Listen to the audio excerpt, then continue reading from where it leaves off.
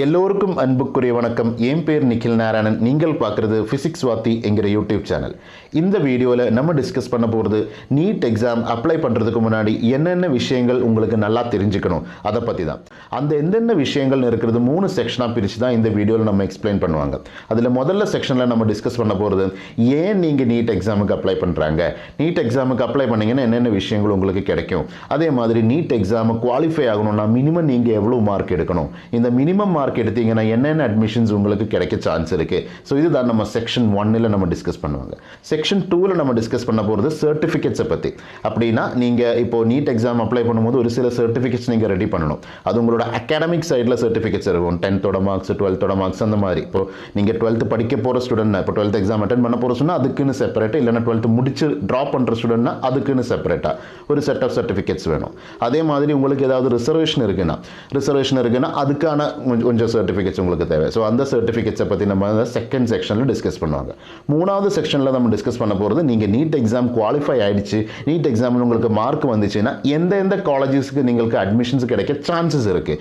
So அது government colleges இருப்பாங்க, deemed இருப்பாங்க, அதே மாதிரி ப்ரைவேட் காலேஜஸ் இருப்பாங்க. ஸோ அதை பற்றி கூட ஒரு டீட்டெயில்டான ஒரு எக்ஸ்ப்ளனேஷன், ரொம்ப டீட்டெயில் இல்லை ஏன்னா அது நிறைய லெங்க்தி போகும். ஸோ ஒரு ப்ரீஃபான எக்ஸ்ப்ளனேஷன் கொடுப்பாங்க. அதை பற்றி டீட்டெயில்டான வீடியோஸ் இன்னும் யூடியூப் சேனல் நம்ம வந்துட்டே இருப்பாங்க. ஓகே, ஸோ உங்களுக்கு இந்த வீடியோவோட என்னதான் இதோட கண்டென்ட் உங்களுக்கு ஓரளவுக்கு ஐடியா கிடைச்சிருக்கும். So let's go into the video. மறுபடியும் ஒரு வாட்டி கூடி ஃபிசிக்ஸ் வாத்தியோட இன்னொரு வீடியோக்கு எல்லாருக்கும் சுஸ்வாகதா. மொதல் செக்ஷனில் நம்ம டிஸ்கஸ் பண்ண போகிறது நம்ம ஏன் நீட் எக்ஸாமுக்கு அப்ளை பண்ணுறோன்னா, நீட்னா ஒரு நேஷ்னல் லெவல் எலிஜிபிலிட்டி டெஸ்ட் தான். தட் மீன்ஸ் தட் உங்களுக்கு எம்பிபிஎஸ் இல்லைனா பிடிஎஸ்ங்கிற கோர்ஸுக்கு அட்மிஷன் கிடைக்கணும் அப்படின்னா நீங்கள் ஒரு எலிஜிபிலிட்டி டெஸ்ட் கிளியர் பண்ணணும். அந்த எலிஜிபிலிட்டி டெஸ்ட்டோட பேர் தான் நீட் கண்டக்ட் பண்ணுறது நேஷ்னல் டெஸ்டிங் ஏஜென்சி, NTA தான் நீட் எக்ஸாம் கண்டக்ட் பண்ணுறாங்க. ஸோ இந்த நீட் எக்ஸாம் அப்ளை பண்ணதுனால உங்களுக்கு ஒரு அட்மிஷனும் கிடைக்கணும்னு அவசியம் கிடையாது. ஏன்னா நீட் எக்ஸாம்னு சொல்கிறது ஒரு எக்ஸாம். அந்த எக்ஸாமோட மார்க் எடுத்ததுக்கப்புறம் நீங்கள் செப்பரேட்டாக என்ன பண்ணணும், ரிசல்ட் வந்ததுக்கப்புறம் நீங்கள் செப்பரேட்டாக உங்களுக்கு என்னென்ன காலேஜஸில் அட்மிஷன் வேணுமோ அந்த காலேஜஸ்க்கு நீங்கள் செப்பரேட்டாக அப்ளை பண்ணணும். ஸோ நீட் எக்ஸாமுக்கு அப்ளை பண்ணதுனால உங்களுக்கு கிடைக்கிற போகிற வாய்ப்பு என்ன, ஒரு எக்ஸாம் அட்டன் பண்ணுறதுக்கு. அந்த எக்ஸாமோட பர்பஸ் என்ன, அந்த எக்ஸாமில் உங்களுக்கு எவ்வளோ மார்க் கிடைக்க போகிறாங்களோ அந்த மார்க்கை பொறுத்து தான் உங்களுக்கு என்ன கிடைக்கும், MBBS இல்லைனா BDSக்கு அட்மிஷன் கிடைக்கும். 10 lakh ஸ்டூடெண்ட்ஸோட 10th lakh ஸ்டூடெண்டோட மார்க் எவ்வளோ, 10 லட்சம் பேரோட 20 லட்சம் பேரோட மார்க் எழுதி அந்த 10 லட்சம் ஆகும்போது அங்கே ஒரு கட் பண்ணுவாங்க. அந்த 10 லட்சத்தில் எவ்வளோ மார்க் வரும்னு பார்ப்போம். போன வருஷம் 10 லட்சம் ரேங்க் வந்த ஸ்டூடெண்டோட மார்க் வந்து 137. அதுக்கு தான் நம்ம 50 percentile சொல்லுவாங்க. என்ன சொல்லுவாங்க, 50 percentile. ஸோ 50 percentile மார்க் வந்தீங்கன்னா நமக்கு நீட் எக்ஸாம் குவாலிஃபை ஆயிடுச்சுன்னு சொல்லுவாங்க. அது மார்க் வந்து கிட்டத்தட்ட 137 மார்க்ஸ். இவங்களோட மார்க் வந்து 137க்கு கீழேனா உங்களுக்கு MBBS இல்லைனா BDS படிக்க முடியாது. அது இப்போ நீங்கள் உங்ககிட்ட ஓரளவுக்கு ஃபீஸ் கொடுக்கறதுக்கு, நீங்கள் ஃபேமிலி இப்போ உங்களோட ஃபீஸ் கொடுக்கறதுக்கான எபிலிட்டி உங்களுக்கு இருந்தால் கூட உங்களுக்கு நீட்டில் 137 மார்க்குக்கு கீழேனா உங்களுக்கு MBBS இல்லைனா BDS அட்மிஷன் கிடைக்கிறது ரொம்ப கஷ்டமாயிடும்.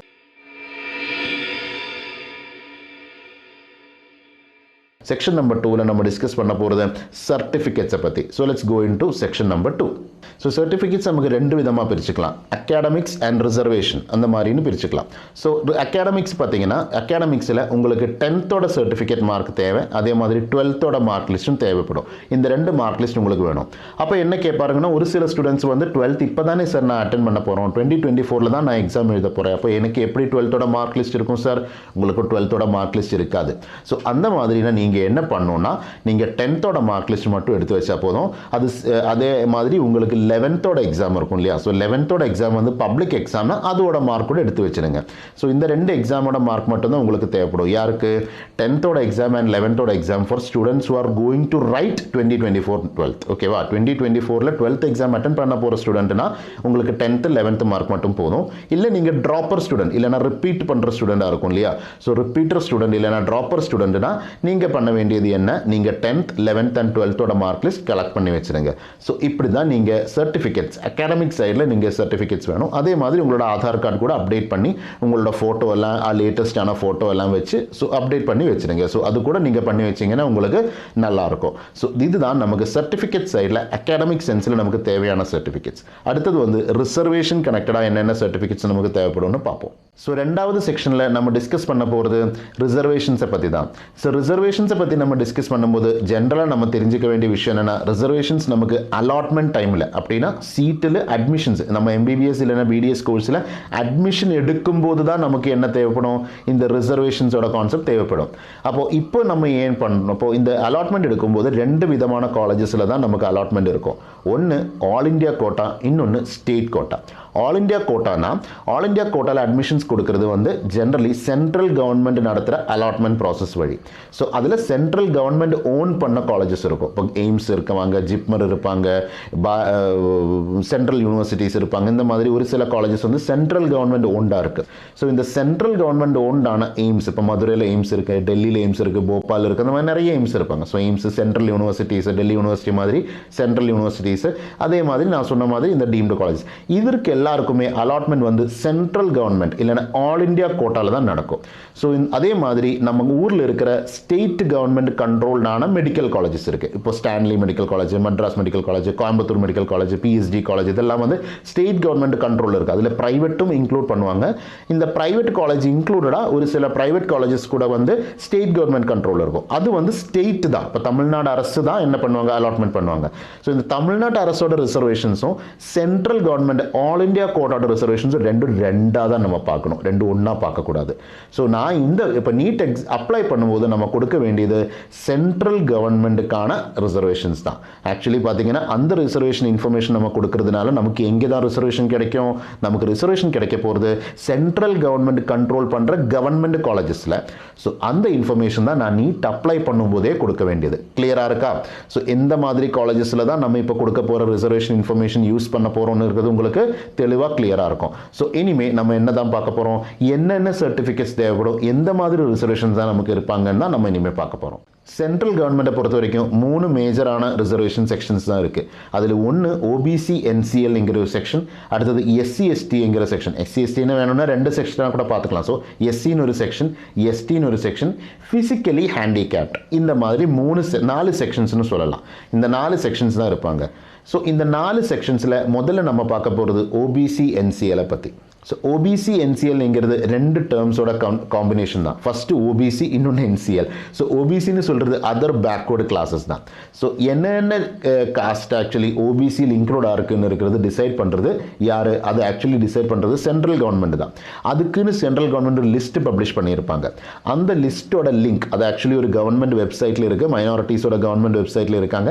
அந்த வெப்சைட்டில் அந்த பர்டிகுலர் டாக்குமெண்டோட லிங்க் வந்து இந்த டிஸ்கிரிப்ஷனில் இருக்குது. ஸோ இந்த டிஸ்கிரிப்ஷனில் நீங்கள் பார்த்தீங்கன்னா அந்த லிஸ்ட்டுக்கு டைரக்டான லிங்க் இருக்குது. அதை கிளிக் பண்ணீங்க ஒரு டாக்குமெண்ட் அதில் ஓப்பன் ஆகும். அந்த டாக்குமெண்ட்ல உங்களோட காஸ்டோட லிஸ்ட் இருக்கான்னு பாருங்க.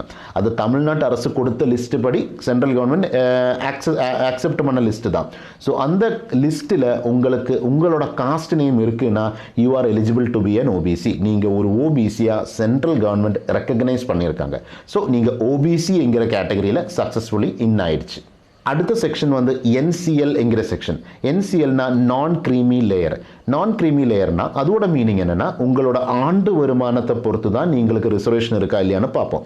அதோட எக்ஸாம்பிள் என்னென்னா, இப்போ உங்களோட அப்பா அம்மா பேரண்ட்ஸ் இருக்குது, இந்த 2 பேருக்குமே சேர்ந்து ஒரு வருஷத்தில் ஆண்டு வருமானம் 8 லட்சத்துக்கு மேலே இருக்குன்னா நீங்கள் நான் கிரீமி லேயர் செக்ஷனில் இல்லை. உங்களோட அப்பா அம்மா சேர்த்து அவரோட ஆண்டு வருமானம் 8 லட்சத்துக்கு கீழே இருக்குன்னா நீங்கள் நான் கிரீமி லேயரில் இன்க்ளூடட் தான். ஸோ அப்படின்னா இப்போ நீங்கள் ஓபிசியாக இருந்தாலும் உங்களோட ஆண்டு வருமானம் 8 லட்சத்துக்கு மேலேனா உங்களுக்கு இந்த ரிசர்வேஷன் கிடைக்காது. ஏன்னா நீங்கள் ஓபிசி மட்டும்தான், நீங்கள் என்சிஎல் இல்லை. ஸோ பேசிக்கலி இந்த ரிசர்வேஷன் சென்ட்ரல் கவர்மெண்ட் கொடுக்குற 27% இருக்குது இந்த ரிசர்வேஷன். ஸோ 27% ஆஃப் இந்த ரிசர்வேஷன் உங்களுக்கு கிடைக்கணும்னா இதோட கண்டிஷன் 2 இருக்குது. முதல்ல உங்களோட பேர், உங்களோட காஸ்டோட பேர் வந்து ஓபிசியில் இன்க்ளூடாக இருக்கணும். எந்த ஓபிசி? ஸ்டேட் கவர்மெண்ட் ஓபிசியில், சென்ட்ரல் கவர்மெண்ட் பப்ளிஷ் பண்ணுற லிஸ்ட்டில் ஓபிசியில் இன்க்ளூடாக இருக்கணும். 2வது கண்டிஷன் என்னென்னா உங்களோட அப்பா அம்மாவோட இன்கம் கம்பைன் பண்ணதுக்கப்புறம் அதோட வேல்யூ 8 லட்சத்துக்கு கீழே இருக்கணும். இது 2மே சாட்டிஸ்ஃபை பண்ணால் தான் உங்களுக்கு இந்த ரிசர்வேஷன் கிடைக்கும். அடுத்தது உங்களுக்கு என்ன டவுட் வரும்னா, நான் என்சிஎலாக இல்லையான்னு இருக்கிற சர்டிஃபிகேட் யார் தான் கொடுக்கணும்? அது கொடுக்க வேண்டியது தஹசில்தார் தான். ஸோ நீங்கள் என்ன பண்ணணும்னா, நீங்கள் தாலுக் ஆஃபீஸில் உங்களோட வில்லேஜ் ஆஃபீஸில் போய் அதை பற்றி என்கொயர் பண்ணுங்கள். அதுக்கப்புறம் அவர் தாலுக் ஆஃபீஸில் டைரக்ட் பண்ணுவாங்க. ஸோ தாலுக் ஆஃபீஸ்லேயும் வில்லேஜ் ஆஃபீஸ்லையும் சேர்ந்து அவர் என்கொயரி பண்ணுவாங்க. நீங்கள் அப்ளிகேஷன் கொடுத்தீங்கன்னா அவர் என்கொயரி பண்ணதுக்கப்புறம் ஒரு சில அவருக்கு தேவையான சர்டிஃபிகேட்ஸ், ஒவ்வொரு தாலுக்குக்கும் ஒவ்வொரு தஹசில்தாருக்கும் ஒவ்வொரு ஏரியாவை பொறுத்து அவருக்கு தேவையான டாக்குமெண்ட்ஸ் அவர் கேட்பாங்க. அந்த டாக்குமெண்ட்ஸ் கொடுத்தீங்கன்னா தஹசில்தார் தான் உங்களுக்கு NCL நான் கிரீமி லேயர் சர்டிஃபிகேட் இஷ்யூ பண்ணுவாங்க. அந்த சர்டிஃபிகேட் தான் நீங்கள் எதுக்கு யூஸ் பண்ணணும்? நீங்கள் நீட் அப்ளை பண்ணும்போது யூஸ் பண்ணணும். ஸோ உங்களோட காஸ்ட் சர்டிஃபிகேட், நீங்கள் ஓபிசின்னு ப்ரூவ் பண்ணுற caste certificate as well as நீங்கள் NCLன்னு ப்ரூவ் பண்ணுற உங்களோட இன்கம் சர்டிஃபிகேட் இல்லை NCLக்கான சர்டிஃபிகேட் தான். அது நீங்கள் கேட்டிங்கன்னா அது எல்லாருக்கும், எல்லா தஹசில்தாருக்கும் தெரியும். ஏன்னா எல்லா எக்ஸாமுக்கும் இப்போ அது தேவைப்படுறாங்க. அதோட நல்ல ஐடியா எல்லாருக்கும் இருக்கும். ஸோ இந்த 2 சர்டிஃபிகேட்டும் நீங்கள் ரெடி பண்ணுறது ரொம்ப முக்கியம். OBC NCL ரிசர்வேஷனை பற்றி இவ்வளோ தான் உங்களுக்கு சொல்லணும். அடுத்து நம்ம பார்க்க போகிறது SC ST PWD ரிசர்வேஷனை பற்றி. SC reservation and ST reservation இது ரெண்டுமே ஓரளவுக்கு டைரக்டான ரிசர்வேஷன்ஸ் தான். உங்களோட காஸ்ட் வந்து சென்ட்ரல் கவர்மெண்ட் SC லிஸ்ட்டில் இன்க்ளூட் ஆகுதுன்னா நீங்கள் SC தான். அப்போ நீங்கள் அந்த காஸ்ட் சர்டிஃபிகேட் வந்து உங்களோட வில்லேஜ் ஆஃபீஸ்லேருந்து கலெக்ட் பண்ணணும். ஸோ அந்த சர்டிஃபிகேட் வச்சு நீங்கள் SC என்கிற அப்ளிகேஷன் இல்லைனா அந்த ரிசர்வேஷன் நீங்கள் அவைல் பண்ணிக்கலாம். அடுத்தது வந்து ST சிமிலர் தான். சிமிலர்லி ST சர்டிஃபிகேட்னா உங்களுக்கு ST சர்டிஃபிகேட் இருப்பாங்க இல்லையா? ஸோ அந்த ST சர்டிஃபிகேட் நீங்கள் வில்லேஜ் ஆஃபீஸ்லேருந்து கலெக்ட் பண்ணிங்கன்னா உங்களுக்கு அந்த ST ரிசர்வேஷன் கூட உங்களுக்கு கிடைப்பாங்க. அடுத்தது வந்து ஃபிசிக்கலி ஹேண்டிகேப்டான ஸ்டூடெண்ட்ஸ் இருக்கும். ஃபிசிக்கலி ஹேண்டிகேப்டுனா உங்களுக்கு தெரியும், ஃபிசிக்கலி ஹேண்டிகேப்டோட சர்டிஃபிகேட் இருக்கும், ஒரு டாக்டர் சர்டிஃபிகேட் இருப்பாங்க. ஸோ அந்த சர்டிஃபிகேட்ஸ் உங்களுக்கு இருக்குன்னா, ஓகே, அந்த சர்டிஃபிகேட் இருக்குன்னா நீங்கள் என்ன இதுக்கு எலிஜிபிள் தான்? ஃபிசிக்கலி ஹேண்டிகேப்டான ரிசர்வேஷனுக்கு நீங்கள் எலிஜிபிள் தான். ஸோ அந்த ரிசர்வேஷன் அவைல் பண்ணோன்னா நீங்கள் அதோட சர்டிஃபிகேட்ஸ் கரெக்டாக கலெக்ட் பண்ணி வச்சுருங்க. அதுக்கப்புறம் அப்ளை பண்ணும்போது, நீட்டுக்கு அப்ளை பண்ணும்போது அது அப்லோட் பண்ணுறதுக்கான ஃபெசிலிட்டி உங்களுக்கு கொடுப்பாங்க. ஸோ நீங்கள் அப்லோட் பண்ணணும். ஸோ என்னென்ன சர்டிஃபிகேட்ஸ் தான் நீங்கள் ரெடி பண்ணி வைக்கணும்? உங்களுக்கு நீட் அப்ளை பண்ணும்போதுக்கு முன்னாடி என்னென்ன சர்டிஃபிகேட்ஸ் நீங்கள் ரெடி பண்ணி வைக்கணும்னு இருக்கிறது இந்த வீடியோவோட இந்த செக்ஷனில் உங்களுக்கு கிளியராக இருக்குன்னு வைக்கிறேன். அடுத்தது நம்ம பார்க்க போகிறது என்னென்ன டைப்ஸ் ஆஃப் காலேஜஸ் இருக்குன்னு தான். அதை பற்றி ரொம்ப ப்ரீஃபாக நான் முன்னாடியே சொன்னேன். அதை பற்றி கொஞ்சம் கூட டீட்டெயிலாக அடுத்த செக்ஷனில் நம்ம சொல்ல போகிறோம். So let's go into section number 3.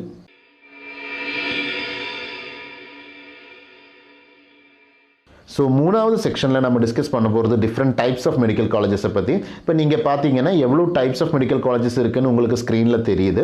So அதில் ஃபஸ்ட்டு செக்ஷன் எடுத்திங்கன்னா சென்ட்ரல் கவர்மெண்ட் கண்ட்ரோல்டான கவர்மெண்ட் காலேஜஸ் இருப்பாங்க. ஸோ சென்ட்ரல் கவர்மெண்ட் கண்ட்ரோல்டான கவர்மெண்ட் காலேஜஸ்னால் அந்த காலேஜோட ஓனர்ஷிப் வந்து சென்ட்ரல் கவர்மெண்ட்டுக்கு தான். இப்போது எய்ம்ஸ் என்கிற ஒரு காலேஜ், இப்போ நம்ம ஊரில் மதுரையில் எய்ம்ஸ் இருக்காங்க. அதே மாதிரி இந்தியா மொத்தமாக 26 எய்ம்ஸ் இருக்குது. அதில் ரொம்ப டாப் காலேஜ்னு சொல்கிறது டெல்லி எய்ம்ஸ் தான். ஸோ டெல்லி எய்ம்ஸ் இருக்காங்க. அது இல்லாமல் மீதி இருக்கிற எல்லா எய்ம்ஸோட ஓனர்ஷிப் வந்து சென்ட்ரல் கவர்மெண்ட்டுக்கு. அதோட 100% சீட்டும் வந்து ஆல் இண்டியா கோட்டால தான் நம்ம ஃபில் ஆகுவாங்க. ஓகேவா? இல்லாமல் அது ஸ்டேட் கவர்மெண்ட். இப்போ ஒரு எய்ம்ஸ் மதுரையில் வந்து பார்த்தீங்கன்னா இவ்வளோ சீட்டு தமிழ்நாடு அந்த மாதிரிலாம் இல்லை. ஏதோ ஆல் இண்டியா கோட்டால தான் அந்த சீட் வந்து ஃபில் பண்ணிடுவாங்க. So that is the idea of AIIMS இல்லைனா சென்ட்ரல் கவர்மெண்ட் கண்ட்ரோலான காலேஜஸ். அதே மாதிரி நமக்கு இன்னொரு காலேஜஸ் இருப்பாங்க ஜிப்மர். ஆனால் ஜிப்மரில் பார்த்தீங்கன்னா கொஞ்சம் சீட்ஸ் வந்து பாண்டிச்சேரி ஆளுங்களுக்காக ரிசர்வ் பண்ணி வச்சுடுவாங்க. ஆனால் மீதி இருக்கிற சீட் வந்து ஆல் இண்டியா கோட்டாவில் தான் ஃபில் பண்ணிடுவாங்க. ஸோ ஜிப்மர் வந்து பார்த்தீங்கன்னா it is owned by central government. அதே மாதிரி இன்னும் கொஞ்சம் காலேஜஸ் இருப்பாங்க. சென்ட்ரல் யூனிவர்சிட்டிஸுக்கு கீழே இருக்கிற காலேஜஸ் இருக்கும். இப்போ பனாரஸ் இந்து யூனிவர்சிட்டி, அலிகர் முஸ்லீம் யூனிவர்சிட்டி, இந்த மாதிரி ஒரு சில காலேஜஸ், ஜாமியா மிலியா இருக்காங்க, டெல்லி யூனிவர்சிட்டி இருக்காங்க, ஹைதராபாத் உஸ்மானியா யூனிவர்சிட்டி, இந்த மாதிரி நிறைய யூனிவர்சிட்டிஸ் கீழே நமக்கு மெடிக்கல் காலேஜஸ் இருக்கும். இந்த மெடிக்கல் காலேஜஸ்ல எல்லாமே எங்கே யார் தான் அட்மிஷன் பண்ணுவாங்க? அதெல்லாம் அட்மிஷன் கொடுக்கறது central government, that too all India quota. So இந்த சென்ட்ரல் கவர்மெண்ட் காலேஜஸில் நீங்கள் அட்மிஷன் எடுக்கணும்னு விரும்புகிறோன்னா, உங்களுக்கு அங்கே இருக்கிற ரிசர்வேஷன்ஸ் உங்களுக்கு கிடைக்கணும்னா நீங்கள் நீட் அப்ளை பண்ணும்போதே அதோட ரிசர்வேஷன் சர்டிஃபிகேட்ஸ் நீங்கள் கொடுக்கணும். அடுத்தது வந்து நான் ஸ்டேட் கவர்மெண்ட் ஸ்கிப் பண்ணி டீம்டு மெடிக்கல் காலேஜஸ் தான் போகிறோம். ஏன் டீம்டு காலேஜஸுக்கு போகிறோம்னா, இப்போ டீம்டு காலேஜஸ்னால் இப்போ நம்ம ஊரில் ராமச்சந்திரா இருக்காங்க, அமிர்தா காலேஜ் இருக்காங்க, அதே மாதிரி மணிப்பால் இருக்காங்க. ஸோ இந்த மாதிரி நிறைய காலேஜஸ் இருக்கும். இந்த காலேஜஸ் எல்லாமே வந்து டீம்டு மெடிக்கல் காலேஜஸ்னு சொல்லுவாங்க. டீம்டு மெடிக்கல் காலேஜஸில் அட்மிஷன்ஸ் கொடுக்கறது வந்து ஆல் இண்டியா கோட்டாவில் தான் அட்மிஷன்ஸ் கொடுப்பாங்க. ஸோ எந்த ஸ்டேட்டில் ஸ்டூடெண்ட் வேணும்னாலும் இங்கே வந்து அட்மிஷன் எடுத்துக்கலாம். இப்போ நம்ம எய்ம்ஸ் சொன்ன மாதிரி எய்ம்ஸில் ஆனாலும் சரி, ஜிப்மரில் ஆனாலும் சரி, இதே மாதிரி சென்ட்ரல் கவர்மெண்ட் யூனிவர்சிட்டிஸ் ஆனாலும் சரி, ஏஎஃப்எம்சி இன்னொரு காலேஜ் கூட இருக்காங்க, ஏஎஃப்எம்சி. இது எல்லாமே வந்து எந்த ஸ்டேட்டில் ஸ்டூடெண்ட்டுக்கு வேணாலும் இந்த ஸ்டேட்டுக்கு எல்லாமே அட்மிஷன் எடுத்துக்கலாம். So that is the idea. So அதுதான் அதே மாதிரி தான் டீம்டு காலேஜஸும். டீம்டு காலேஜஸில் கூட யாருக்கு வேணாலும் என்ன பண்ணலாம், அட்மிஷன்ஸ் எடுத்துக்கலாம். ஆனால் டீம்டு காலேஜஸில் ஃபீஸ் வந்து ரொம்ப ஜாஸ்தியாக இருக்கும். அது ஒவ்வொரு காலேஜும் ஒவ்வொரு மாதிரி. அது வந்து 15 lakhs per இயர்லேருந்து அதை விட அதிகமான சீட்டு வரைக்கும் எல்லாம் போகும். இந்த டீம்டு மெடிக்கல் காலேஜஸில் ரிசர்வேஷன்ஸ் எல்லாமே இல்லை. ஒரு ரிசர்வேஷனும் இல்லாத காலேஜஸ் தான் டீம்டு மெடிக்கல் காலேஜஸ். அப்போ அங்கே டைரெக்டாக உங்களுக்கு அட்மிஷன் எடுக்கணும்னா நீங்கள் நீட்டோட மினிமம் கட் ஆஃப் மார்க் வாங்கணும். அப்படிதான் கண்டிஷன் வரும். அதே மாதிரி ரொம்ப டாப்பான காலேஜஸில் அதோட மார்க் கட் ஆஃப் எல்லாம் இருக்கும். ஓகேவா? So that is it. அப்போ ரிசர்வேஷன்ஸ் இல்லாத ஒரு காலேஜ் தான் டீம்டு மெடிக்கல் காலேஜஸ். அதில் அட்மிஷன்ஸ் கொடுக்கறது வந்து ஆல் இண்டியா கோட்டாவில் தான் நமக்கு அட்மிஷன்ஸ் வருவாங்க. அதனால் இந்த ரெண்டு central government and deemed college நான் ஒரு செட்டாக கனெக்ட் பண்ணிட்டாங்க. அடுத்தது வந்து ஸ்டேட் கவர்மெண்ட் கண்ட்ரோல்டான காலேஜஸ் இருக்கும். ஸ்டேட் கவர்மெண்ட் கண்ட்ரோல்டான காலேஜஸ் தான் நம்ம மெட்ராஸில் இருக்கிற கவர்மெண்ட்டுக்கு மெடிக்கல் காலேஜஸ் இருக்குது.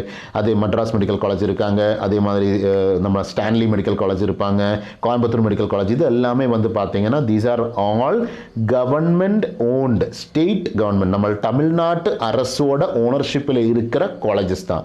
ஸோ இந்த காலேஜஸில் எல்லாமே வந்து அட்மிஷன் கொடுக்கறது யார்? தமிழ்நாட்டு அரசு தான். தமிழ்நாடு கவர்மெண்ட் தான் அட்மிஷன்ஸ் கொடுப்பாங்க.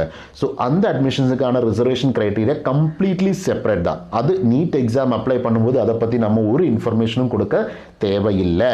கரெக்டாக இருக்குல்ல, எல்லாம் கிளியராக இருக்குது. அதுக்கப்புறம் நம்ம ஊரில் ப்ரைவேட் மெடிக்கல் காலேஜஸ் இருக்காங்க. இப்போ பிஎஸ்ஜின்னு எல்லாம் சொல்கிறது நம்ம ஊரில் ப்ரைவேட்டான மெடிக்கல் காலேஜஸ். இந்த ப்ரைவேட் மெடிக்கல் காலேஜஸ் எல்லாமே அட்மிஷன் கொடுக்கறது யார்?